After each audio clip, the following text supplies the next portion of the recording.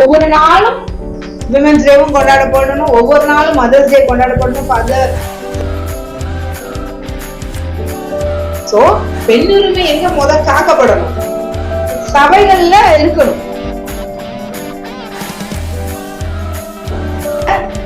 தெபோராள் வசனம் எப்படி சொல்லுது? தெபோராள் யாராக எழும்பும் அளவும், தாயாக எழும்பும் அளவும் பட்டணங்கள் பாழாய் கிடந்தன.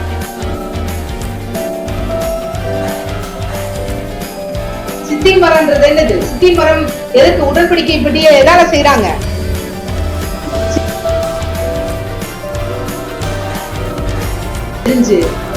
டைரக்ட் என்கவுண்டர் யாருக்கு தான் இங்க நடந்திருக்கிற மாதிரி ஐ ஃபீல்னா ராகாவுக்கு தான். அவரே போய் என்ன பண்ணிருக்கிறாரு? இப்படி என்னங்க ஸ்பெஷல் இந்த ராகாப்பு? ஏன் தேவன் இந்த ராகாப்பை தேவனுடைய இருதயத்தில் அம்மே சொல்றான், கர்த்தரே வானத்திற்கும் பூமிக்கும் தேவனானவர்.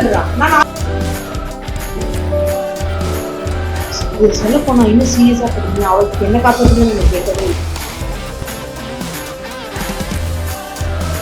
தேவதயவு இஸ் ஈக்குவல் டு மனிதர். நன்றி நன்றி நன்றி அப்பா, நாங்கள் உண்மையை உயர்த்துகிறோம், உண்மையே ஆராதிக்கிறோம் அப்பா. எப்படி எல்லா சூழ்நிலையிலும் நீங்க கூட இருக்கீங்கப்பா, அதற்காக உங்களுக்கு நன்றி செலுத்துறோம். அப்படியே எந்த திக்கும் நாங்கள் அப்பா திசை கெட்டு அலைந்து தெரியாதபடிக்கு இதுவே வழி, இதிலே நடவுங்கள் என்று ஒவ்வொரு நாளும் நீர் எங்களை நடத்துவதற்காக உங்களுக்கு நன்றி செலுத்துறோம்ப்பா. நன்றி செலுத்துறோம், நன்றி செலுத்துகிறோம் அப்பா. வந்திருக்கிற ஒவ்வொருவரையும் உங்க கருத்தை ஒப்பு கொடுக்கிறோம் அப்பா. நீரே ஒவ்வொருவருக்கும் ஊழியம் செய்வதற்காக நன்றி அப்பா. என்ன தேவைகளில் வந்திருந்தாலும், என்ன தேவைகளில் இந்த செய்தியை கேட்டுக்கொண்டிருந்தாலும் அப்பா, நீரே அவர்களுக்கு ஒதுக்குகிறவராக இருப்பதற்காக உமக்கு நன்றி செலுத்துறோம்ப்பா.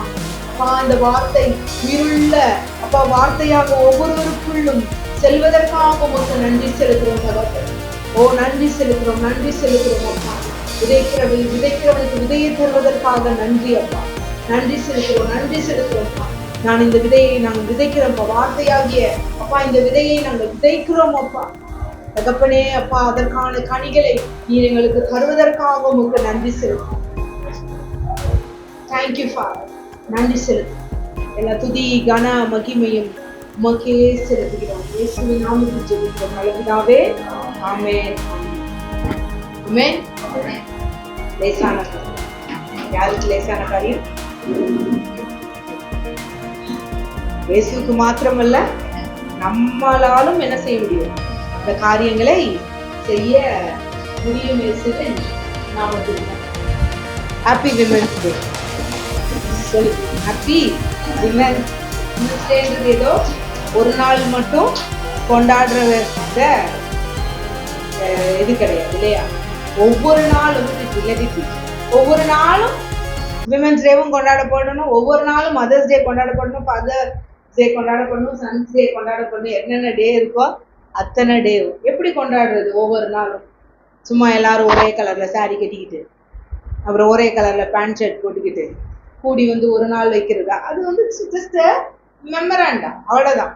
ஆனால் கொண்டாடுவது என்பது ஒருவரை ஒருவர் என்ன பண்ணிக்கிறது? வாழ்த்துவது, நேசிப்பது, அன்பு செய்யறது. அதுதான் கொண்டாட்டமே தவிர ஏதோ ஒரு நாள் மெமராண்டாக்காக ஏதோ ஒண்ணுக்காக பண்றது மாத்திரம் இந்த நாளின் மேன்மை அல்ல. இந்த நாளை கொண்டாடும் பொழுது இந்த நாள் எதற்காக கொண்டாடப்பட்டது தெரியுமா? 1908 பெண்களுக்கு சம உரிமை கிடையாது. பெண்கள் வேலைக்கு செஞ்சாலும் நீ வேற மாதிரி செய்யற, அதனால உனக்கு ஈக்குவல் ரைட்ஸ் கிடையாதுன்ற அந்த இதனால அப்ப அவங்க என்ன பண்ணாங்க? போராடினாங்க. அப்போ அதை போராடி அதை மேற்கொண்டு அதை ஜெயிச்சதுனாலதான் 1909 சம்திங்ல தான் சோவியத் யூனியன் அந்த பிரதேசங்கள்ல மகளிர் தினம்னு அந்த ஒரு லேடி, அவங்க பேர் கிளாரன்ஸ் என்னமோ, அவங்க என்ன பண்றாங்க? இந்த நாளை உலக மகளிர் தினம்னு அறிவிக்கிறாங்க. மகளிர் தினம்ன்றது என்னன்னா ஒரு போராட்டத்திற்கான வெற்றியின் தினம். எதற்காக போராடினார்கள்னா அவங்களுக்கு சம உரிமை கொடுக்கப்படலை, வேலைக்கு சரியான சம்பளம் கிடைக்கப்படலை. அந்த நாட்கள் அந்த ராஜா பேர்ல எனக்கு மறந்து போச்சு. ஸோ அந்த நாட்கள்ல இப்படிதான் இருந்துச்சு. இந்த கேஸ்டிசம், அந்த ரேசிசம் இதெல்லாம் தாண்டி அவங்க என்ன பண்ணாங்க, போராடி அந்த நாளை இது பண்ணாங்க. ஸோ அப்போதான் அந்த 1909 ஐ திங்க் ஸோ அந்த டைம்ல தான் இந்த உலக மகளிர் தினம்னு கொண்டாடினாங்க. ஸோ காரணமே தெரியாம விமன்ஸ் டே கொண்டாடிட்டு இருக்கோம். ஏன் கொண்டாடுறான்னு யாரையா கேட்டா வந்து தெரியுமா?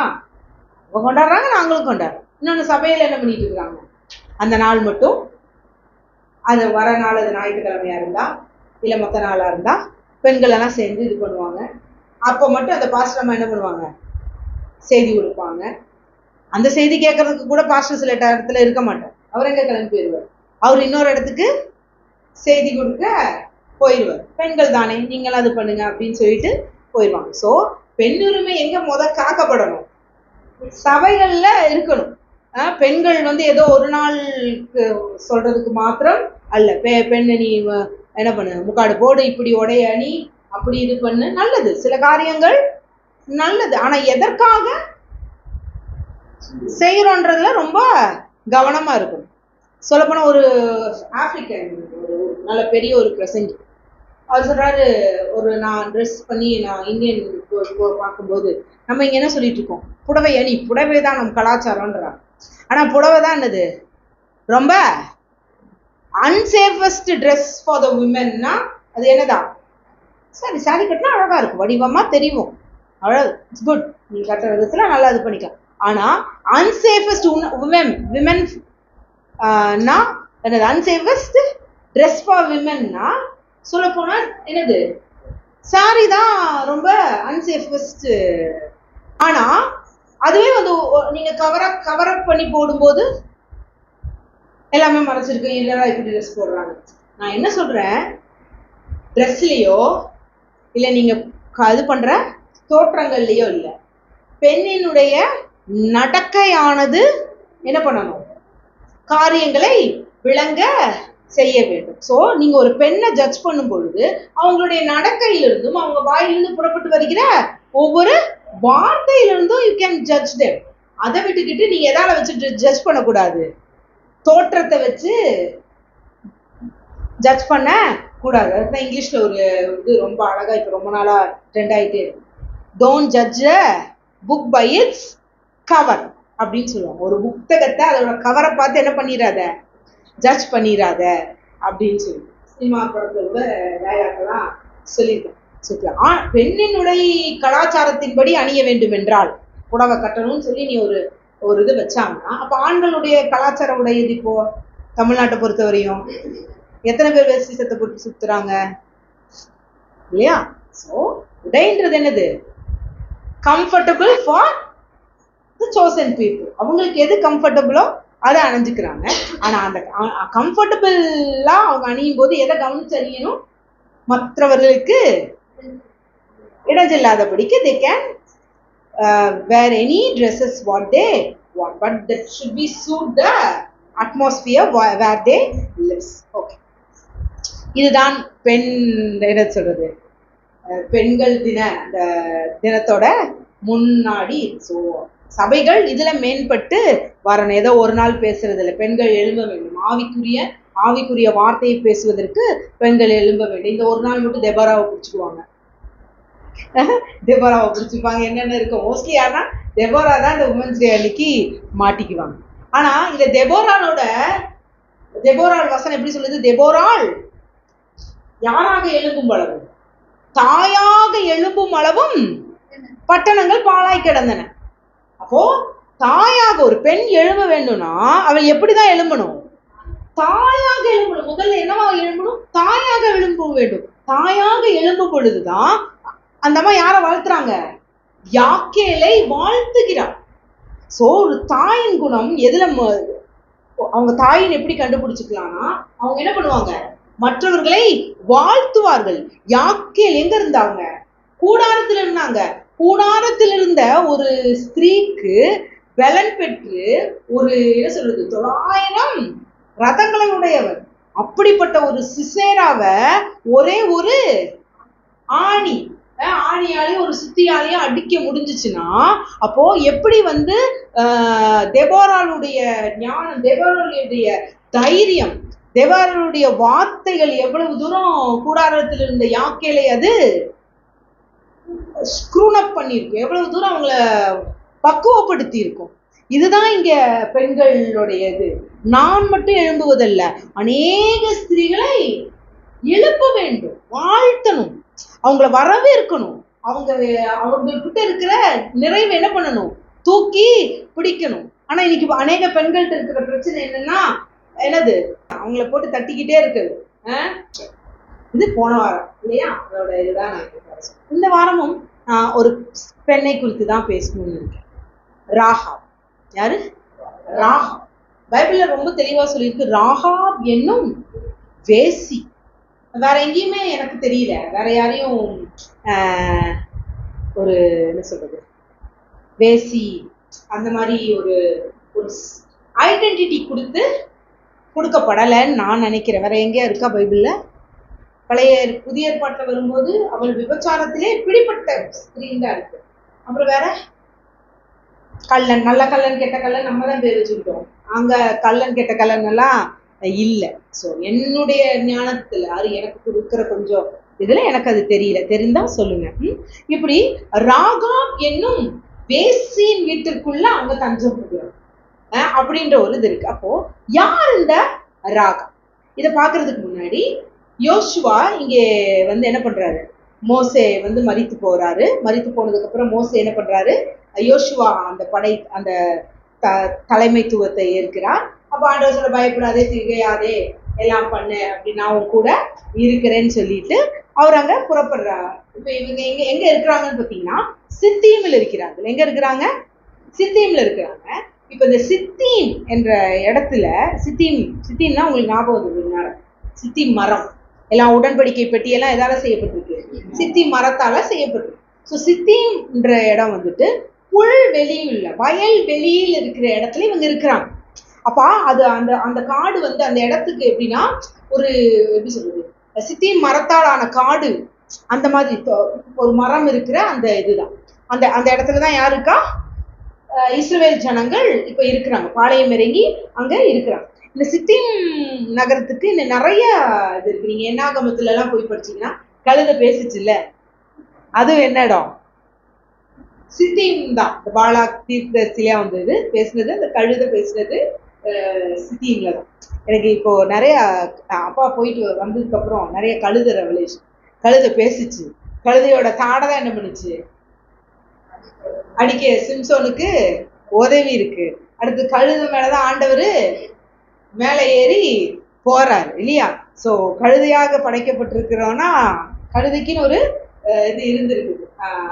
அது மாதிரி இங்க என்ன, கழுதை பேசியது. அப்புறம் சித்தீம்ல தான் என்ன நடக்குது, அந்த இஸ்ரவேலர்களுடைய எல்லா ட்ரைப்ஸ கவுண்ட் பண்ணாங்க. சித்தீம்ல தான் இத்தனை பேரா நீ பிரிச்சு இது பண்ணுன்னு சொல்றாரு இல்லையா, அது சித்தீம்ல தான் நடந்துச்சு.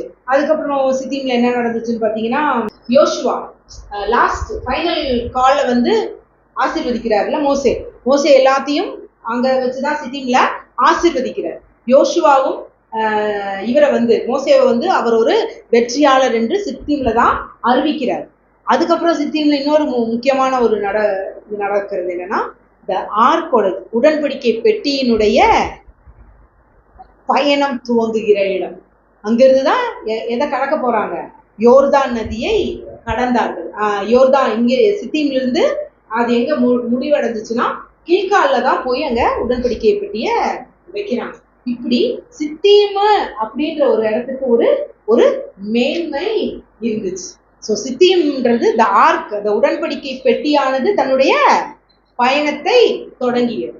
ஸோ இந்த சித்தீம் மரம், அந்த சித்தீம் மரத்துக்கு என்ன குவாலிட்டி இருக்குன்னு பாத்தீங்கன்னா, அது ஈஸியா பத்திக்கும். நீங்க நெருப்பு வச்சீங்கன்னா என்ன பண்ணிரும், ஈஸியா பத்த வச்சா பத்திரும். இது ஒரு குவாலிட்டி. அடுத்தது, அது பத்தி எரியும் பொழுது அது அந்த இடம் முழுவதும் நறுமணத்தை பரப்பும். அது நறுமணத்தை பரப்பது மாத்திரமல்ல, அதை நம்ம அறுவடை செய்யறோம் இல்லையா, அதை அறுவடை செஞ்சா வேகமா வளரும். அது மாத்திரமல்ல, அது அந்த காற்றை, அது சித்தி மரம் எங்கெல்லாம் இருக்குதோ அங்க இருக்கிற காற்றை எல்லாம் என்ன பண்ணுமாமா? சுத்தப்படுத்துமா. இத்தனை சொல்லும் பொழுது உங்களுக்கு இந்த அறிவுல கேட்டீங்களா, ஆவியில கேட்டீங்களா? அதனாலதான் அதோட ரெவலேஷன் நான் சொல்லாம சொல்லிட்டு இருக்கேன். இதை நீங்க நான் சொல்லும் பொழுது அறிவுல கேட்டீங்களா, ஆவியில இருந்து கேட்டீங்கன்னா உங்களுக்கு வெளிப்பாடு வந்துருக்கும். சித்தி மரம்ன்றது என்னது? சித்தி மரம் எதுக்கு? உடன்படிக்கை பற்றிய எதால செய்யறாங்க? சித்தி மரத்தால தானே பண்றாங்க. இப்ப நீங்க யோசிச்சு பாருங்களேன், உடனே பற்றி கொள்கிறதா அது என்ன பண்ணுச்சா? பற்றி கொண்டது. நான் பற்றி கொண்டதுனோட நான் பற்றி கொண்டேன். ஏன்னா இயேசு கிறிஸ்து என்ன பண்ணாராம்? நமக்கான ஜீவ பலியாக தன்னையே பற்றி கொள்ள உதவினார். எப்படி குடிச்சோன்னு எப்படி நெருப்பு எரியுது அப்படின்னு நான் யோசிக்கும் போது, அதனாலதான் இந்த கற்பூரம் போல புத்தின்றாங்கல்ல, அது மாதிரிதான் இயேசு பிதா என்ன எதெல்லாம் சொன்னாரோ அதெல்லாம் செஞ்சாராம். அப்போ அந்த பற்றி கொள்ளுகிற அவரை அறிகிற ஞானத்துல ஷார்ப்பா இருக்கிற அந்த குணத்தை நான் இந்த இடத்துல பார்த்தேன். சோ இந்த நாள்ல நமக்கும் அப்படி ஒரு ஞானம் வெளிப்படுவதாக இயேசுவின் நாமத்தினால. இங்கே எரியும் பொழுது அது என்ன கொடுக்குதாமா? நல்ல நறுமணத்தை கொடுக்குது. சோ ஜீவ பலியாக இயேசு தன்னை தானே கொடுத்த பொழுது பிதாவானவர் அதை முகர்ந்தார், நம்மை ஆசீர்வதித்தார். அது மாத்திரமல்ல, இயேசு என்ன பண்ணப்பட்டாரு? நமக்காக அறுவடை செய்யப்பட்டார் இல்லையா? வேறறுக்கப்பட்டார். ஆனா அவர் அறுவடை செய்யப்பட்ட பொழுது நாம் அதிலிருந்து அவருடைய வேருக்கும் சாருக்கும் பங்காளிகளாக இந்த நாள்ல வேகமாக படருவோம் இயேசுவின் நாமத்தினாலே. இது மட்டும் நடக்கல, அங்க என்ன நடந்துச்சு? அந்த காற்று சுத்திகரிக்கும். சித்தி மரம் எரியப்படும் பொழுது அது என்ன பண்ணுதான்? காற்றை சுத்திகரிக்குமா. சோ இயேசு தன் சுவாச காற்றை நம் மீது ஊதிய பொழுது இந்த முழு உலகமும் என்ன ஆயிடுச்சு? சுத்திகரிக்கப்பட்டது இயேசுவின் நாமம். சோ இப்படி இருக்குது அதோடைய.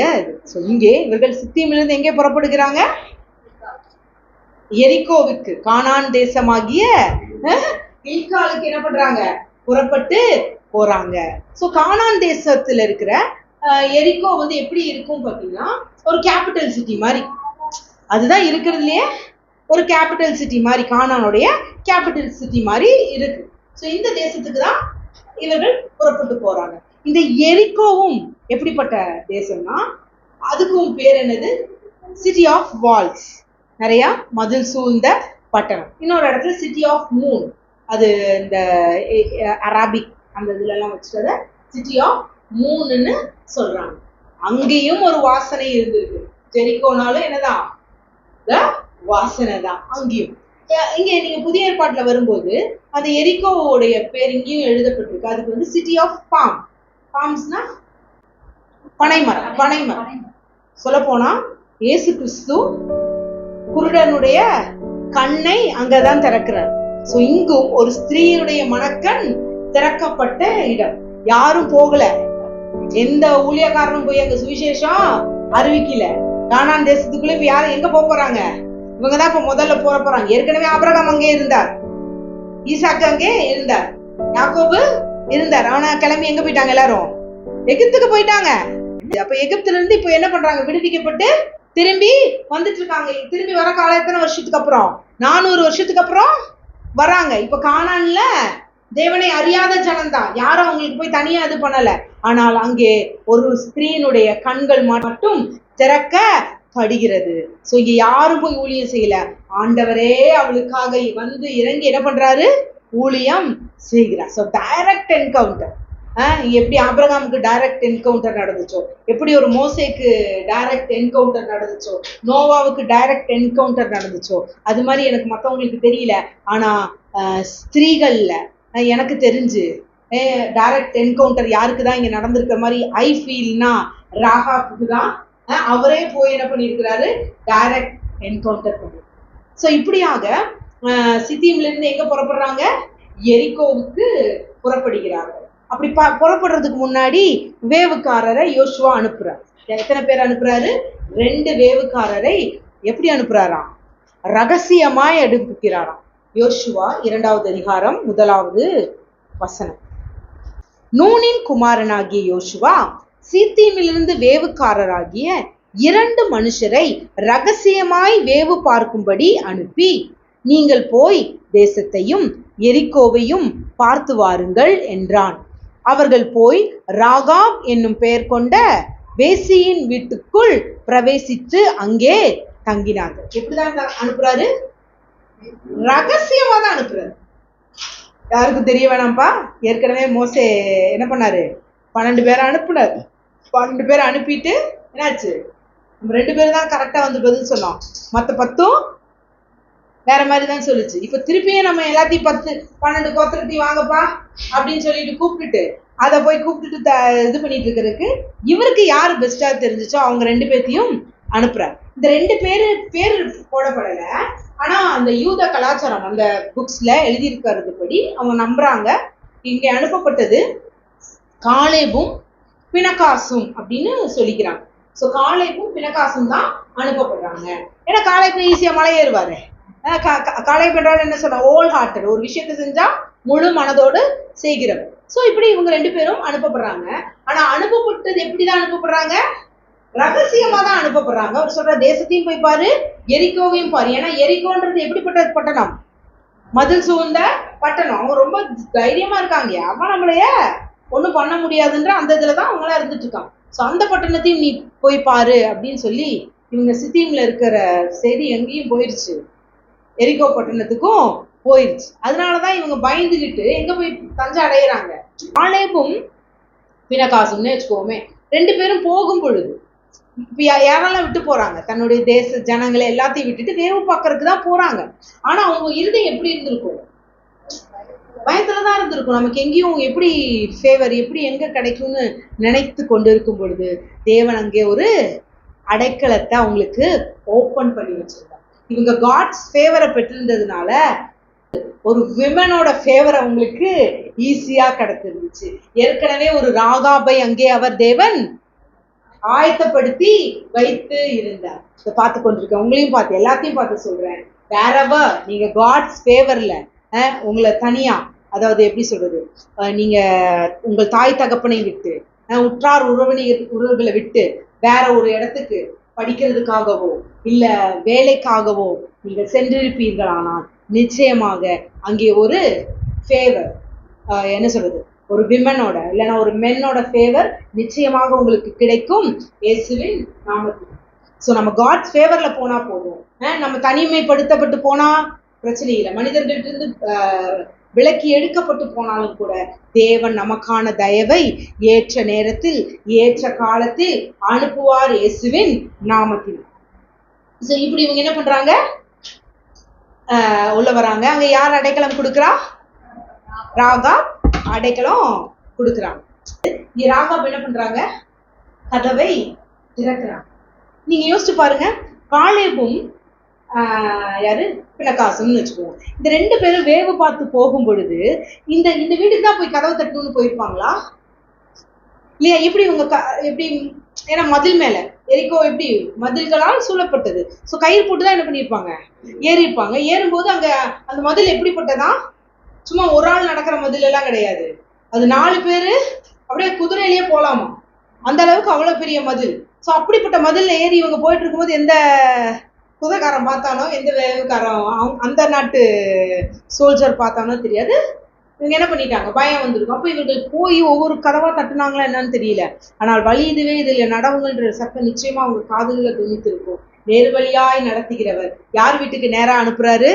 ராகாப் வீட்டுக்கு நேராக இவங்க போய் கதவை தட்டுறாங்க. அப்படி தட்டும் பொழுது இதை நான் அப்படியே இந்த சீனை பார்த்துட்டு எனக்கு ஒரு இது வந்துச்சு. ஒருவன் என் சத்தத்தை கேட்டு கதவே திறவானாகினு நான் உள்ளே வந்து அவனோடு பேசிட்டு அவனோடு வாசம் பண்ணுவேன். எனக்கு அதுல டிரான்ஸ்லேஷன் எப்படி இருக்குன்னு தெரியல. ஆனா நான் ஃபீல் நான் அவனோடு கூட வாழுவேன், அவனோடு பந்தி இருப்பேன் அப்படின்னு சொல்லும் பொழுது அவர் வாழும்படிக்கு இங்கே யார் கதவை திறக்கிறா? ராகாப் கதவை திறக்கிறா. கதவை திறந்ததுதான் தேவன் அவரோடு வாழும்படிக்கு, ராகாபோடு வாழும்படிக்கு அவள் கரத்தை பற்றி கொண்டவராக. அப்ப பற்றின கைதான் அவளை எந்த இடத்துலயும் என்ன பண்ணல, விடவே இல்லை. சோ ஒருவர் தன் சத்தத்தை கேட்டு கதவை திறந்தானாகி. சோ இங்க சத்தம் கேக்குது. மத்தவங்க பயந்துட்டு இருக்க மாதிரி இவளும் என்ன பண்ணிட்டு இருந்திருக்கலாம்? பயந்து கொண்டு இருந்திருக்கலாம் தான். ஆனால் அவள் அங்கே கதவை திறக்கிறார். சோ லீதியாளின் இருதயத்தை தேவன் என்ன பண்ணாராம்? திறந்தாராம். திறந்ததுக்கு அப்புறம் லீதியாளோட ஆக்ஷன், கேரக்டர் எல்லாமே அங்க மாறிடுச்சு. அது போலதான் இங்க ராகாபுடைய வீட்டின் கதவு திறக்கப்படும் பொழுது அவளுடைய இருதயத்தின் கதவும் திறக்கப்படுது. அவன் மேல இருக்கிற எல்லா நாமங்கள், தேவையற்ற பேரு, அவளுடைய என்ன சொல்றது ஐடென்டிட்டி எல்லாமே இங்க என்ன ஆகுது? மாறுது. ஆமாம். அப்படிதான் நம்ம தேவனுக்கு கதவை திறந்து கொடுத்திருக்கிறோம். நம்ம திறந்து கொடுத்திருக்கிறோம்னா அவரு நம்ம கதவை திறந்திருக்கிறார் என்றால் திறந்ததுதான் சொல்லுவாராமா. உங்க வாழ்க்கையில அவர் சந்தோஷத்தை திறந்தார்னா திறந்ததுதான். நீங்க சொல்லுங்க. நீங்க நான் சொல்லும் போது நீங்க என்ன சொல்லணும்? திறந்ததுதான். உங்க வாழ்க்கையில அவர் சந்தோஷத்தை திறந்தார்னா திறந்ததுதான். உங்க வாழ்க்கையில அவர் ஆரோக்கியத்தை திறந்துட்டாருனா, உங்க வாழ்க்கையில ஐஸ்வர்யத்தை திறந்துட்டாருனா, உங்க வாழ்க்கையில மன மகிழ்ச்சியை திறந்துட்டாருனா, உங்க வாழ்க்கையை அவரை அறிகிற அறிவில அந்த உள்ளார்ந்த மனிதன் வளருவது அவர் திறந்து வச்சுட்டாருனா, ஆமென். உங்க இருதயத்துல அவர் ஒரு மனத்தை கட்டளை இட்டுட்டாருனா, ஆமென். சோ வெறும் அன்பு மகிழ்ச்சி சந்தோஷம் இல்லை. இன்னும் நம்ம டீப்பருக்கு போறோம். டீப்பருக்கு போகும்போது ஹார்ட் என்னது ரொம்ப முக்கியம். நம்ம இருதயத்தை அவர் திறக்க வேண்டும். அவரு நம்ம இருதயத்தை திறந்துட்டாருன்னா திறந்தது. அந்த ஹார்ட்ல ஒன்னஸ் இல்லாததுனாலதான் அது இதுவும் மற்றவங்களை பத்தி தப்பா யோசிக்க சொல்லுது. ஆனா ஹார்ட்ல ஒன்னஸ் அவர் திறந்துட்டாருன்னா திறந்ததுதான். உள்ளார்ந்த மனிதன் நாளுக்கு நாள் வளர்ந்து கொண்டே இருப்பான் இயேசுவின் நாமத்தினாலே. ஆமென். சோ இப்ப நான் என்ன சொன்னேன்? சித்திம்னா வயல்வெளியின் வாசனை. ஒரு நறுமணத்தோடு இவங்க போறாங்க. எரிகோவிலும் ஒரு வாசனை வீசுகிறது. அது என்னது? மரணத்தின் வாசனைங்க. இப்ப இந்த ஜீவ வாசனையும் மரண வாசனையும் ஒன்றோடு ஒன்று சந்திக்குது. யாரு? காலேபு, பினகாஸ். இங்க அவரை துரத்துறவங்க. சோ மரண வாசனையும் ஜீவ வாசனையும் சந்திக்குது. சிச்சுவேஷன் பார்த்தா மரண வாசனை இவர்களை மேற்கொள்ளுங்கன்ற சிச்சுவேஷன் தான். ஆனா மரண வாசனைக்கும் ஜீவ வாசனைக்கும் வித்தியாசத்தை வேறுபடுத்துகிற கர்த்தர் அவர்களோடு கூட இருந்தார். சோ எப்படி அவர்களை காப்பாத்தினாராம்? மரண வாசனைக்குள்ள இருக்கிற ஜனத்திலிருந்து ஒரு ஜீவ வாசனையை உற்பத்தியாக செய்து இந்த ஜீவ வாசனையோடு அவர் ஜீவ வாசனையாக கலந்து அவர்களுக்கு அடைக்கல பட்டணமாக மாறினார். புரியுதா? சோ மரண வாசனையில் இருந்த ராகாபு தான். அவளும் அந்த கூட்டத்துல ஒரு ஆளுதான். ஆனா அங்கே இருந்து ஒரு ஜீவ வாசனையாக அவளுடைய இருதயத்தை மாற்றி அவர்கள் யாருக்கு? ஜீவ வாசனையிலிருந்து வந்த காலேபுக்கும் பினகாசுக்கும் ஒரு அடைக்கலமாக அவரை மாற்றி. ஆமென். சோ உங்களுக்கு மரணமாக தெரிகிற எதிரியாக இருக்கிற யாரா இருந்தாலும் சரி, அவங்களுக்கிட்ட இருந்தே உதவி உங்களுக்கு வரும் இயேசுவின் நாமத்தினாலே. மோசே எங்க இருந்தாரு? மோசே எங்க வளர்க்கப்பட்டார்? ஆரோன் இடத்துலதான். கடைசியில ஒத்தாசை நமக்கு எங்க இருந்து வந்துச்சு? எகிப்துல இருந்து, பார்வோன் வீட்டுல இருந்துதான் வந்துச்சு. இப்படிதான் பல நேரங்கள்ல நமக்கே தெரியாது. ஃபேவர் நம்ம வேற எங்கேயும் எதிர்பார்த்துட்டு இருப்போம். இவங்க நமக்கு உதவி செய்வாங்கன்னு எதிர்பார்த்துட்டு இருப்போம். ஆனா எதிரியின் வாசல்ல இருந்து நமக்கு என்ன வரும்? உதவி வரும். ஆமென், ஆமென். சோ ராகாப் தான் இந்த மரண வாசனையிலிருந்து வந்த ஜீவ வாசனையாக எழும்பி அவர்களுக்கு உதவி செய்கிறவனாக இருக்கிறார். சொல்ல பார்த்தா ராகாபுக்கு நான் சொன்ன மாதிரி எங்கேயாச்சும் சுவிசேஷம் அறிவிக்கப்பட்டுச்சா?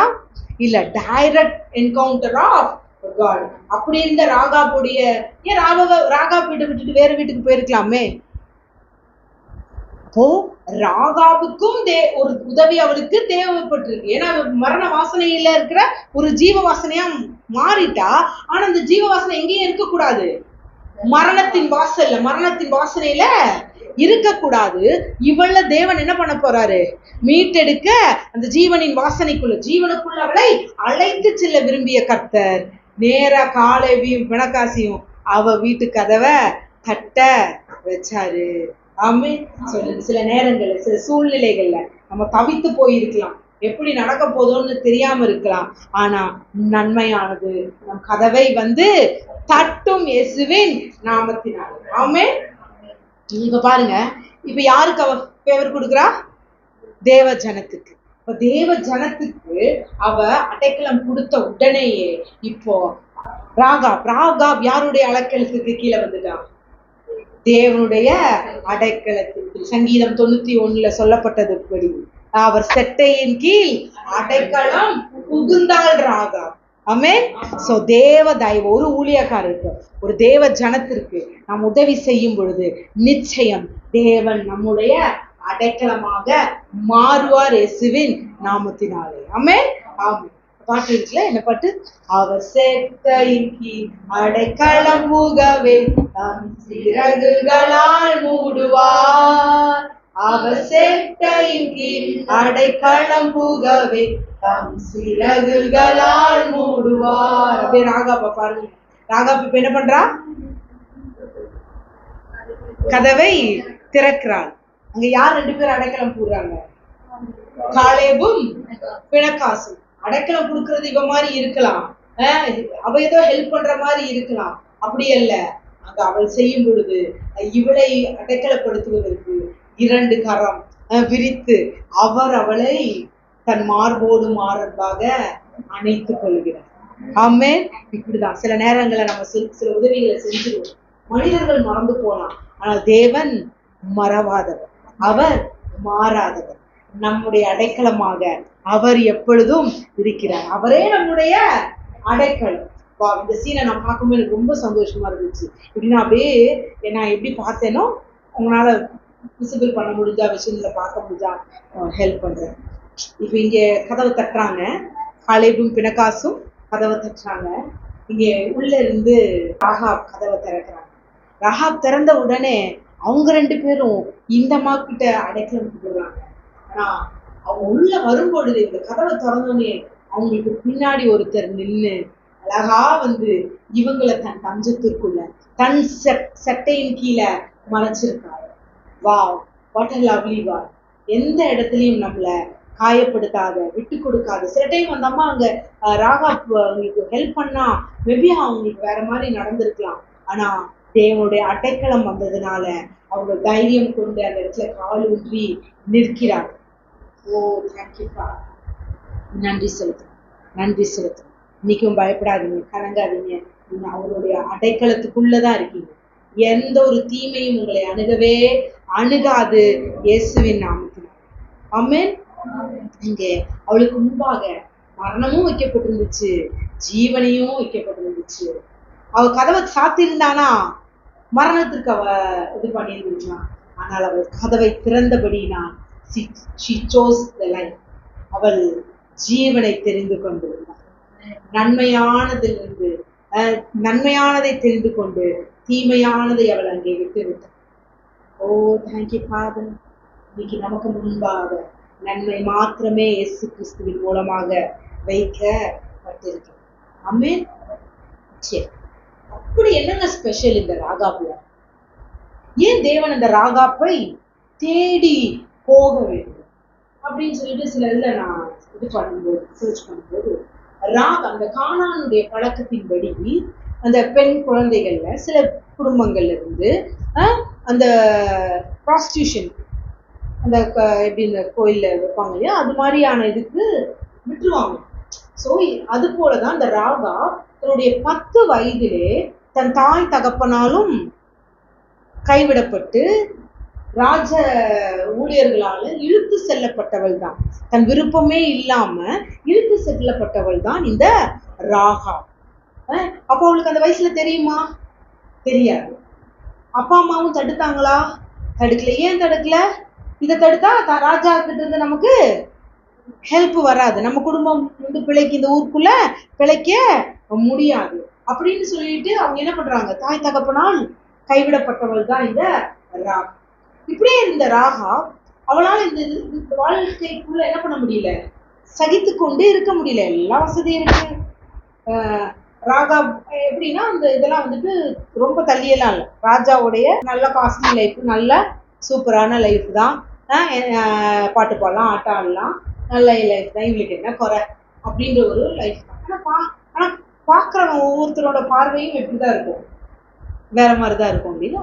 ஆனா இவளை அப்படி பார்க்கப்படுறத விரும்பல. வராங்க, பேசுறாங்க, அப்படியே நேசத்தை பொழியிற மாதிரி பொழிஞ்சிருப்பாங்க. ஆனா காரியம் முடிஞ்சோன்னு என்ன பண்ணிருப்பாங்க, போயிருப்பாங்க. அப்போ நான் இந்த இடத்துல நான் என்ன பாக்குறேன் அப்படின்னா, ராமா உண்மையான அன்பு தேடி அலைஞ்சிருப்பான்னு நான் ஸ்டோரி படிக்கும்போது, கதை இல்லை இது நிஜம், படிக்கும்போது எனக்கு ராகா போயிட்டு எனக்கு படிக்க எனக்கு அழுகுதான் வந்துச்சு. அவள் ஏன்னா கிடைக்க வேண்டிய வயசுல என்ன கிடைக்கல, தாய் தகப்பனுடைய அரவணைப்பு கிடைக்கல. அப்போ அந்த வாழ வயது வரும்போது ஒரு பெண்ணுக்கான அந்த இயல்பின் வாழ்க்கை அவளுக்கு கிடைக்கல. ஒரு கணவன் இருந்து கிடைக்க வேண்டிய அந்த ஸ்பரிசம் அவளுக்கு கிடைக்கல. வரவன்லாம் எதைத்தான் பார்த்து வருவான், ஒன் நைட் ஸ்டாண்ட் தான், முடிச்சுன்னா காரியத்தை முடிச்சுட்டு போயிடுவான். அப்போ அவ அங்க ஒரு உண்மையான அன்புக்காக அவள் என்ன பண்ணிட்டு இருந்திருக்கா, ஏங்கி தவிப்பவளா இருந்திருக்கா. சோ அவளுக்கு இந்த வாழ்க்கை பிடிக்கல, இதுல இருந்து வெளியில வரணும்னு நினைக்கிறா, வெளியில வர முடியல. ராகாப் என்றால் ஒரு 2 அர்த்தம் இருக்கு. ஒரு இடத்துல சொல்லப்பட்டிருக்கு ப்ரைட், ரொம்ப பெருமை, இன்சொலன்ஸ், அவமதிப்பு அப்படின்னு இருக்கு. இன்னொரு இடத்துல broad, the change her broadness. So இந்த வலைத்தளத்துக்குள்ள இப்படி ஒரு பிணைக்கப்பட்ட வாழ்க்கையில அவள் பீரிட்டு வெளியே வரணும்னு விரும்புறான். இப்படி விரும்பும் பொழுதுதான் தைரியமா சொல்றான், நான் இல்ல இனி இந்த காரியத்தை நான் செய்ய மாட்டேன். அப்ப அங்க இருக்கவங்க என்ன சொல்லியிருப்பாங்க, எல்லாரும் தானே, நீ உனக்கு என்ன ஸ்பெஷலு, நல்லா தானே இருக்கிற, உனக்கு என்ன இங்கேன்னு சொல்லியிருந்துருக்கலாம். இல்ல அநேகர் கூட்டம் கூடி வா எல்லாரும் சேர்ந்து போராடுவோம்னு சொல்லியிருக்கலாம். பட் யாரும் அங்க போராட நிற்கிறாங்களோ எனக்கு தெரியாது. ஆனால் அவள் மாத்திரம் நின்று துணிஞ்சு போறான். போயிருக்கும் போது அவ எங்க போயிருப்பான்னு நினைக்கிறீங்க? அப்பா அம்மாட்ட போயிருக்க மாட்டா? கண்டிப்பா இல்ல. எனக்கு உதவி செய்யுங்க நாங்க போயிருப்பா. அப்பொழுதும் தன் தாய் தகப்பனால் என்ன பண்ணப்பட்டிருக்கா, துரத்தப்பட்டிருக்கா. அப்படி துரத்தப்படும் பொழுதுதான் அவள் எங்கே வைக்கப்படுறான்னா அலங்கத்தின் மேல வைக்கப்படுறான். அலங்கத்தின் மேல இருக்கிறானோன்னு அவள் ஜாலியா அங்க இருக்கல. எங்கல்ல ராஜா யாரையெல்லாம், ராஜாவை யாரெல்லாம் எதிர்த்து பேசுறாங்களோ, ராஜா யாருக்கெல்லாம் முதற்தளமான தண்டனை கொடுக்கணும்னு நினைக்கிறாங்களோ அப்படி இருக்கிற குடும்பங்கள் தான் எங்க இருக்குமா, அலங்கத்தின் மேல வைக்கப்படுவார்கள். ஏன் அந்த அலங்கத்தின் மேல வைப்பாங்க அப்படின்னா, அப்ப கொள்ளையர்கள் வராங்க, எப்படி இஸ்ரவேலர்கள் கொள்ளையடிச்சுட்டு வராங்களோ அதுவும் அந்த நாட்கள கொள்ளையர்கள் எல்லாம் வரும்பொழுது அவர்கள் எங்கதான் ஏறுவாங்க, மதில் மேல ஏறி ஃபர்ஸ்ட் அலங்கத்துல இருக்கிற வீடு தான் காலி பண்ணுவாங்க. சோ இந்த உயிர் போனா போகட்டும், அதுக்குள்ள நம்ம உஷாராயிடலாம் அப்படின்னு சொல்லி கேட்பாரற்று கிடந்தவளாக இருந்தவள் தான் யாரு, இந்த ராகா. தாய் தகப்பனால வளர்ந்தும் அவங்க அக்செப்ட் பண்ணிக்க முடியல. ஏன்னா ராஜா இன்னுமே யாருக்கு கண்ட்ரோல்ல தான் இருக்காங்க, எரிகோவின் ராஜா தான். எரிகோ ராஜா சொல்லி இல்ல நீ இதுதான் செய்யணும், இல்ல நான் முடியவே முடியாது என்று தன்னுடைய அந்த ப்ரைடு, அவ பேருக்கு ஏற்ற ப்ரைடு அங்க காமிச்சு அவள் எங்கே ஒதுக்க வைக்கப்பட்டிருந்தால் அலங்கத்தின் மேலே ஒதுக்க வைக்கப்பட்டிருந்தாள். சில நேரத்துல நம்ம வாழ்க்கையில சூழ்நிலையும் இந்த மாதிரி இருக்கலாம். மனிதர்களால் நாம ஒடுக்கப்படலாம், கைவிடப்படலாம். சொல்ல போனா அங்கே அவள் அவமதிக்கப்பட்டாள், மறைக்கப்பட்டாள். இல்லைங்க, தாய் தகப்பனே என்ன சொல்லியிருப்பாங்க, ஐயோ இது என் பிள்ளை இல்லைங்க, என் பிள்ளை இல்லை, இவ என் பிள்ளையே கிடையாதுன்னு இருப்பாங்க. அப்போ தாய் தகப்பனால் அவள் மறுக்கப்பட்டாள். ஏதாச்சும் ஃபங்க்ஷனுக்கு ஏதாவது கூப்பிட்டுருப்பாங்க, அவளை போய் நம்ம கூப்பிடுவான்னு சொல்லி என்ன பண்ணியிருப்பாங்க, மறந்தே போயிருப்பாங்க. அவளை ஒரு கேடர்லயே என்ன பண்ணிருக்க மாட்டாங்க, எண்ணி பார்த்திருக்கவே மாட்டாங்க. அவமதிக்கப்படுறா, போற வழியிலாம் அங்கே பத்தியா வருது பாரு அப்படின்னு என்ன பண்ணிருப்பாங்க. அப்படி ஒரு எப்படி அந்த வாழ்க்கை அவளுக்கு எவ்வளவு ஒரு கஷ்டம் உள்ள வாழ்க்கையாக இருந்தது. எத்தனை மனுஷர்கிட்ட அவ எழுப்பியிருப்பான், எத்தனை ஆண்கள் அவகிட்ட போயிருப்பாங்க, எத்தனை இது பண்ணியிருப்பாங்க. அப்ப இல்லையே நீ இந்த விஷயத்தை நீ வீட்டுக்கு கொடுக்குறதுக்கு வழி இருக்கா அப்படின்னு கேட்கும்போது இவன் மயக்கத்துல என்ன பண்ணியிருப்பான், கவலைப்படாத நான் உன்னை பார்த்துக்கிறேன், உன்னை பாதுகாத்திருப்பேன் அப்படி இப்படின்னு சொல்லி மனிதன்கிட்ட பேசியிருப்பா. அவ அதை நம்பியிருப்பா. ஆனா விடிஞ்சுச்சா முடிஞ்சு போச்சு, நீ யாரோ நான் யாரோன்னு அவன் போயிருப்பான். ஆனா மனிதனுக்கு இவளுடைய சத்தம் கேட்கல. எங்க கேட்கல, காதுல கூட அவன் கேட்கல. ஆனால் ராகாபின் சத்தம் தேவனுடைய இருதயத்தில் துணித்து. அம்மே சில நேரங்கள்ல நம்மளுடைய சத்தம் மனுஷனுக்கு புரியாது, ஆனா நம்மளுடைய சத்தம் தேவனுக்கு புரியும். அவர் ஏற்ற துணையை, ஏற்ற உதவியை அவர் நமக்கு அனுப்புவார். இயேசுவின் God's favor அது சும்மா சாதாரண விஷயம். When we does a God's favor, men favor, women's favor, மனித தயவு நமக்கு ஈஸியா கிடைக்கும். சோ இங்கே இப்படி ஒரு சூழ்நிலை, அவளுக்கு யாரும் இல்லை, எங்கேயும் இல்லை. இவளுடைய சத்தம் தேவனுக்கு தொனித்தது. அதனால அதற்கான விடுதலையின் வாசலாக தான் யார் வந்து கதவை தட்டுறா? காலேபும் மெனக்காசும் அவருடைய வீட்டை தட்டுது. இதை பார்த்து கொண்டு இந்த சிச்சுவேஷன் எனக்கு டெலிவரே இல்லைன்னு நீங்க நினைச்சிட்டு இருக்கீங்கன்னா, I speak right now, a deliverer is near you. உங்களை விடுவிக்கிறவர். உங்கள் சத்தத்தை மனுஷங்க கேட்கலாம இருக்கலாம், ஆனா தேவன் உங்களுடைய சத்தத்தை கேட்டுக்கொண்டு இருக்கிறார். இப்போ எங்க குடியிருக்கான்னு சொன்ன? அலங்கத்திலே குடியிருக்கான். அது ரொம்ப நீங்க நினைக்கிற மாதிரி அப்படியே ஜாலியா அவ அலங்கத்துல இருக்கிற பால்கனியில. அலங்கன்றது என்னது? 3rd floor, 21st floor, 5th floor, 8th floor, அது எத்தனையோ அடியாமா. அப்ப அங்க இருக்கிற அப்படின்னா ஏதோ பால்கனியில அப்படியே அம்மா அப்படியே உட்காந்து தாவீதை போல காப்பி கொடுத்துட்டு வேடிக்கை பார்த்துட்டு இருக்கு. ஒவ்வொரு நேரமும் உயிர் பயத்துல வாழ்கிற வாழ்க்கை தான் அந்த வாழ்க்கையாக இருந்துச்சு. அப்படி இருந்த ராகாபதிக்கு தான் யாரு வரா? இந்த இவர் 2 பேர் வரா. ஆனா இந்த வேர்ட் அப்ரூவ் பண்ண யாரும் உங்களை என்ன பண்ண முடியாது. இப்போ ஒரு வேலை செய்யும், பேசின்ற ஒரு வேலைய செய்யும். இவ செய்யல. இப்ப செய்யாத போது அவளுக்கு பூவாக்கு என்ன வேலை? அப்பா அம்மா கதவை அடைச்சிட்டாங்க. வேற ஒருத்தவங்க ராஜா வேற சுத்தி இருக்கிற யாரும் என்ன பண்ணிருக்க மாட்டாங்க, கதவை திறக்கல. உடனே கதவை திறக்கலைன்னா அவளும் என்ன பண்ணல, உட்காரல. சில நேரம் பெண்கள் வந்து போராடுறான்னு சொல்லிட்டு போராடுறாங்க. போராடிட்டு ஒன்றும் கிடைக்கலன்னா வேற ஒரு முடிவு எடுத்து போயிடுறாங்க. ஆனா இவன் இங்க சில பெண்கள் சொல்ல கேட்டிருப்பீங்க, நாங்க எங்க வழியே இல்லை, அதனாலதான் நாங்க இந்த வேலையை செய்ய வேண்டியதா இருக்குது. எங்க பிள்ளைகளை காப்பாத்துறதுக்கு நாங்க இந்த வேலைய செய்ய வேண்டியதா இருக்குது அப்படின்னு சொல்லி தங்களை என்ன பண்ணிக்கிறாங்க, நாங்க செய்யறத ரைட்னு சொல்லிக்கிறாங்க. உங்களுக்கு அப்படி ஒரு சூழ்நிலையே வரல. சொல்றாரு இதுல என்ன, எனக்கு என் கை பலன் உண்டு, தேவன் அந்த ஞானத்தை தராரு. உடனே இந்த அம்மா வேற ஒரு வேலை தான் செஞ்சு பொழைக்கிறாங்க. அது என்னன்னு பாத்துருவோமா? யோசுவா 2:6 படிங்க. அவள் அவர்களை வீட்டின் மேல் ஏற பண்ணி வீட்டின் மேல் பரப்பப்பட்ட சணல் தட்டிக்குள்ளே மறைத்து வைத்திருந்தாள். சணல் தட்டைக்குள்ள மறைச்சிருந்தாள். வீடு எங்க இருக்கு?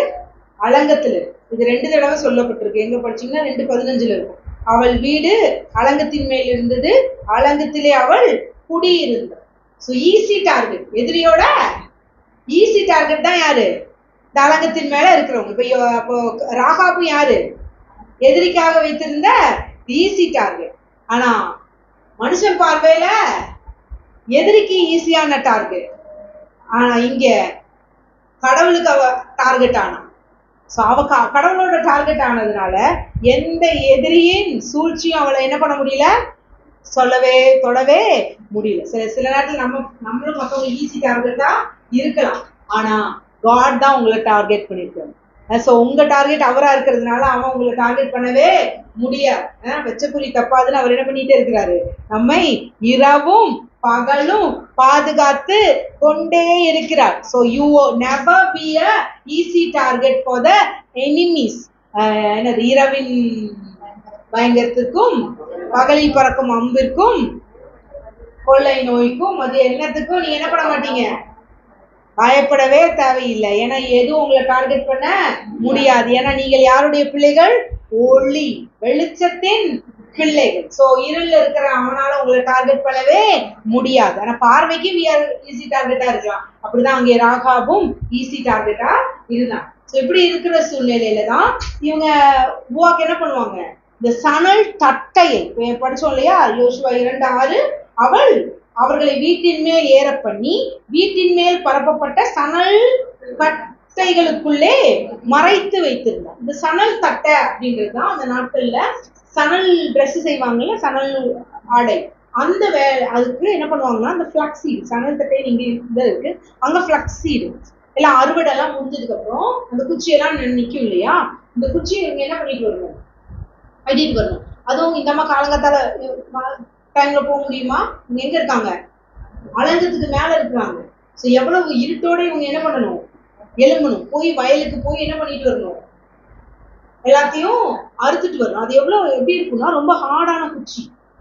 அந்த ஃபர்ஸ்ட் அந்த குச்சி இதா இருக்கும்போது அதை எதுல காய வச்சிடக்கூடாது, வெயில்ல காய வைக்க கூடாது. அதனாலதான் வீட்டின் மேல இருக்கிற அந்த இதுல என்ன பண்ணி வச்சிருக்கிறா, சணல் தட்டைய அடுக்கி வச்சிருக்கா. இப்படி அடுக்கி வச்சிருக்கும் போது அது டைரக்ட் சன்லைட் படாம அந்த கூரை கீழே இருந்து அந்த சன்லைட் படும். அப்புறமா இது என்ன பண்ணுவாங்க, அடிப்பாங்க. எவ்வளவு ஹார்டுன்னு அதை கிழிச்சு அதை ஏதோ தண்ணியில போட்டா சம்திங் என்னப்போ பண்ணுவாங்க. அதை எவ்வளவு நீ ஹார்டா அடிக்கிறியோ அந்த அளவுக்கு அந்த சாஃப்ட் நூல் கிடைக்கும். சாஃப்ட் நூல், ஹார்ட் நூல் எல்லாம் பிரிச்சுதான் ரத்தாம்பர உடை அப்படின்றோம் இல்லையா. அது ரத்தாம்பர உடைக்கு அது ஃபர்ஸ்ட் குவாலிட்டி, அது சாஃப்ட். அதுக்கப்புறம் இருக்கிறது ஒரு குவாலிட்டி, சணல் ஆடை தரித்து, அதுக்கு ஒரு குவாலிட்டி.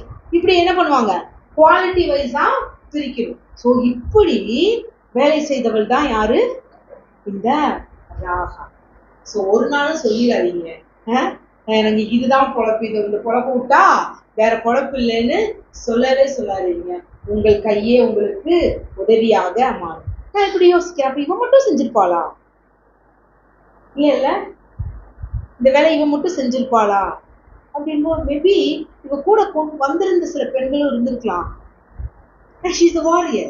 அப்ப இவங்க போராடி ஜெயிக்கும் போது அக்கா நானும் வந்துடுறேன்க்கா அப்படின்னு இந்த விருப்பப்படாத சில பெண்களும் கூட வந்திருக்கலாம் இல்லையா.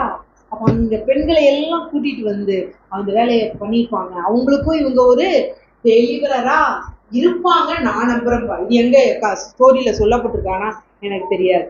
ஆனா ஏன்னா இந்த வேலை பெருசா இருக்கிறதுனால ஒரு ஸ்திரீயால பண்ணிருக்க முடியாது. சோ தன்னுடைய இனத்தில் இருந்த அநேக ஸ்திரீகளை அவங்க கூட்டிட்டு வந்திருக்கலாம்னு நான் விசுவாசிக்கிறேன். சரி, இப்படியாக என்ன பண்றாங்க, சணலுடையை தரிக்கிறவர்களாக இருக்காங்க. சோ ஒரு ஸ்திரீ, பைபிள்ல சொல்லப்பட்ட ஸ்திரீ, சாலமோன்ல சொல்லப்பட்ட ஸ்திரீக்கு ஒரு அடையாளமாக இவங்க இருந்திருக்கிறாங்க. நீதிமொழிகள் 31:13.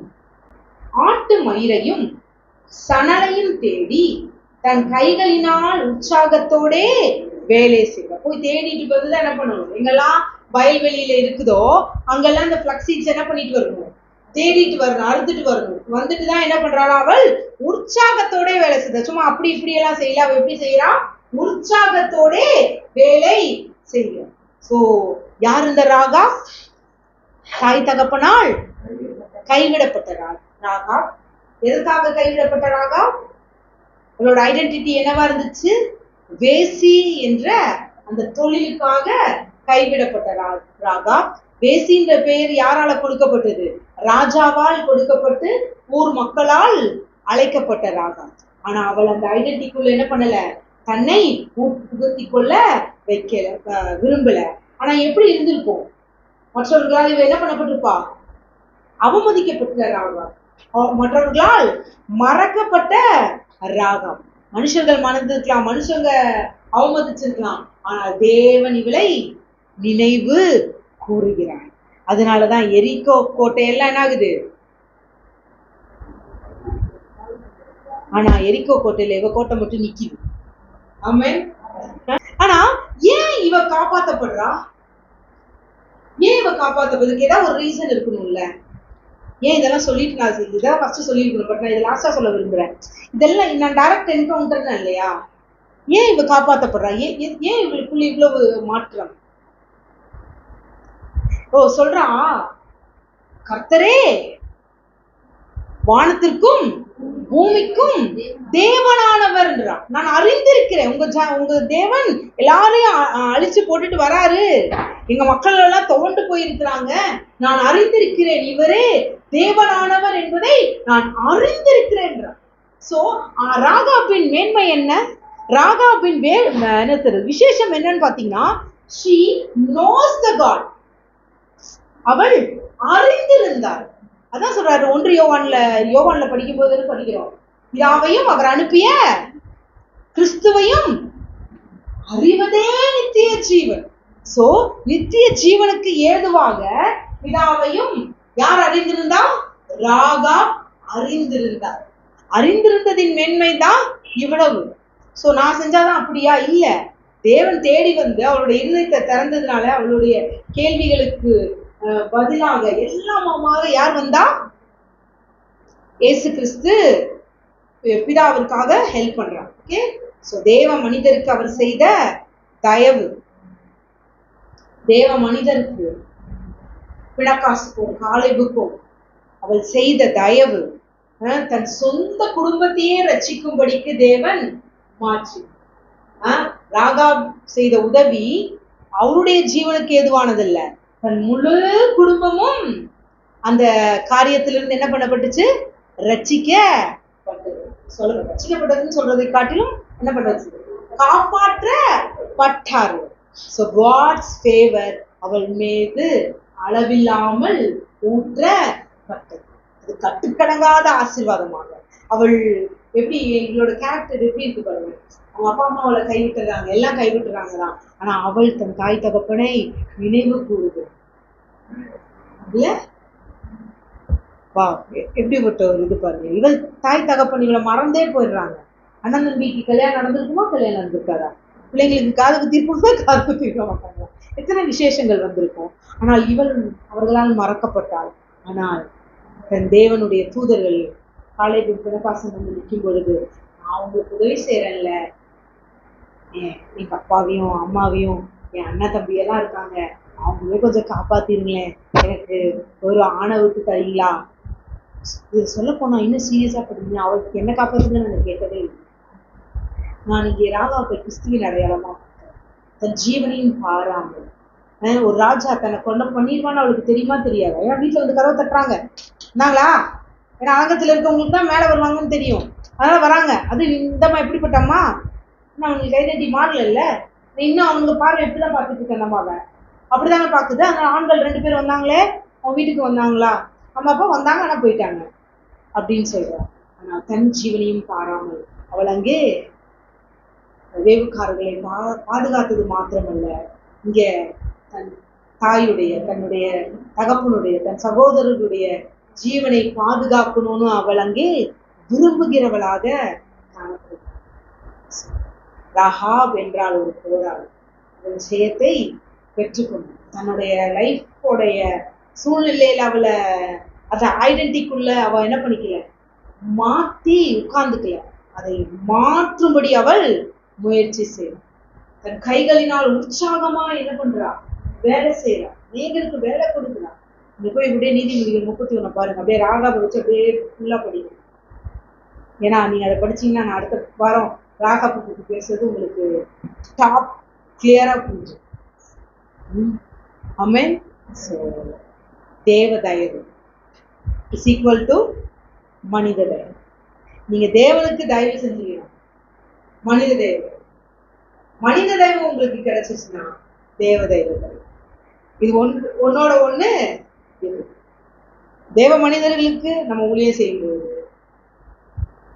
கடவுளோட தயவு கிடைச்சு, கடவுளோட தயவுல நம்ம வெளியில புறப்பட்டு ஊழியம் செய்யும்போது மனிதனோட தயவு. இங்க 2 நடந்துச்சு. வேவுக்காரர்கள் உள்ள வராங்க, யாருடைய தயவுல வராங்க? காட்ஸ் ஃபேவர்ல இருந்து உள்ள வராங்க.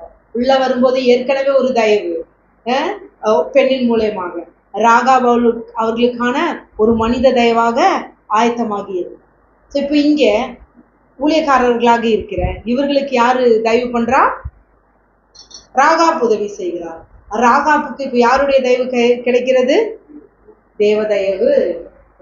இன்னும் வாசிங்க, அநேக வெளிப்பாடு இது உண்டு. நான் விட்டுட்டுதான் எடுத்துருக்கேன், ஏன்னா நீங்க பேசிட்டே போறோம். ஸோ தேவ தயவு, லார்ட்ஸ் ஃபேவர் இந்த நாட்கள்ல அதிகமாய் கிடைப்பதாக இயேசுவின் நாமத்தில் நன்றி அப்பா. ஓ thank you thank you thank you thank you thank you. சில நேரம் நம்ம தயவு செஞ்சிருவோம், மனிதர்களால் மறக்கப்பட்டு போவோம், ஆனால் அவர் மறவாத. நம்ம இந்த ப்ரோக்ராம் ஃபங்க்ஷன் நடக்கும்போது அந்த டெக்கரேட் பண்றவர் சொன்னாரு, ஒரு ஊழியக்காரை பத்தி தான் சொன்னாரு. அவர் ஊழியத்தை ஆரம்பிக்கும் போது போய் மீட்டிங் எல்லாம் நடத்துவாராம். இப்போ இந்த மாதிரி ஸ்க்ரீன் போட்டு சும்மா ஒரு கொடுக்குறத ஒரு பேப்பர்ல தெர்மோகால்ல இது பண்ணிட்டு அப்போ அதுவே ஒரு அமௌண்ட் தானே. ஆனா அந்த ஊழியக்காரர் வந்து 50 ரூபாய் கொடுத்துட்டு இது பண்ணிடுவார். திருக்கும் ஒரு ரசிக்கப்படாத ஒரு இவர் தான், தேவனை கொடுத்த அறிவில்லாதவர் தான். ஆனா பரவாயில்ல, கடவுள் காரியமா தானே செய்யறாங்க அப்படின்னு சொல்லிட்டு போவார். 1 வருடம் இல்ல, 2 வருடம் இல்ல, பல வருடங்கள் இப்படி போய் பண்ணி கொடுத்துட்டு இருந்திருக்காங்க. இந்த ஊழியரும் வர வர வளர்ந்துட்டே இருந்திருக்காங்க. அவர் வளர்ந்துட்டு இருக்கிற டைம்ல நல்லா வளர்ந்துட்டாங்க, பெரிய சபையாயிடுச்சு. ஸோ ஒரு நாள் இவங்க அதே டீம் டெக்கரேட் பண்றதுக்கு போயிருக்காங்க. யார் மூலியமா கூப்பிடல, வேற யார் கூப்பிட்டு போயிருக்காங்க.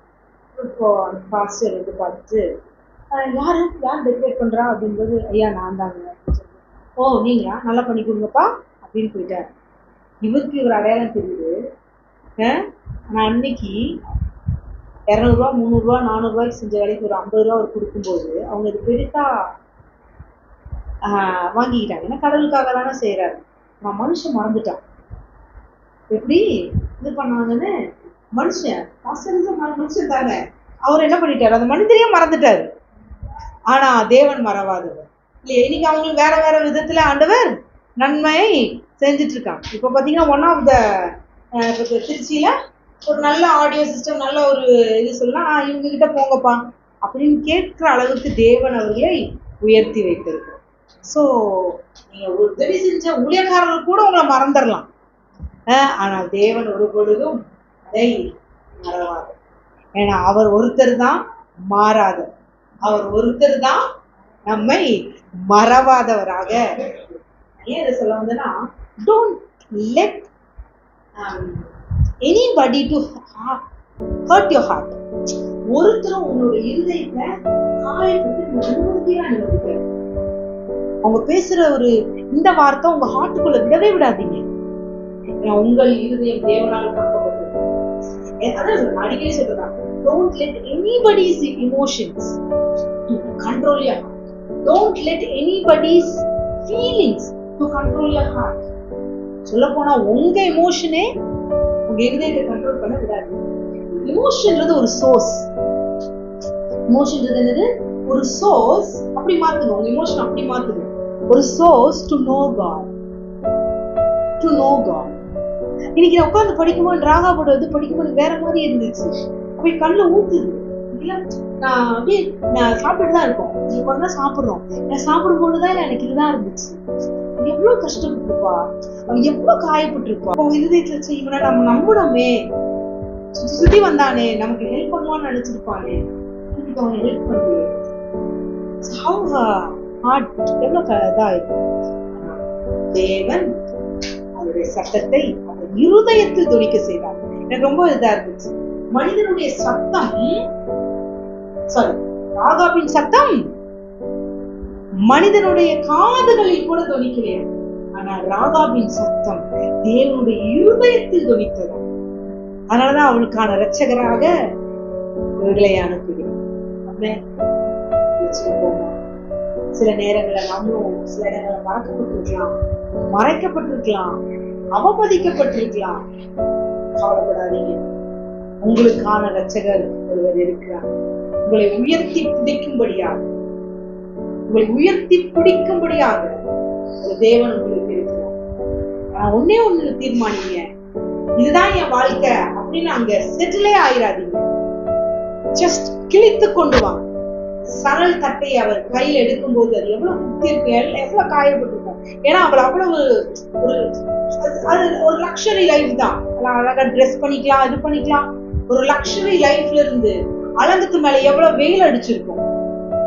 அவருடைய பைபிள்ல சொல்லப்படுற ஒரு அழகான பெண்கள்ல ஒரு 4-5 பேர்ல she is the one of the beautiful lady.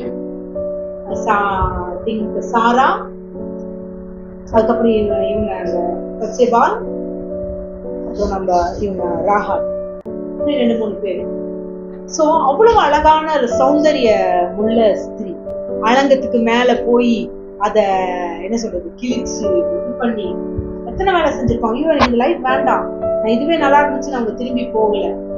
தன் தன்மானத்தை அறிந்தவளா, தன்னுடைய சுய அடையாளத்தை வெளிக்கொண்டு வருகிற ஒரு ஸ்திரீயாய் ராகாப் எழும்பி நின்றார்.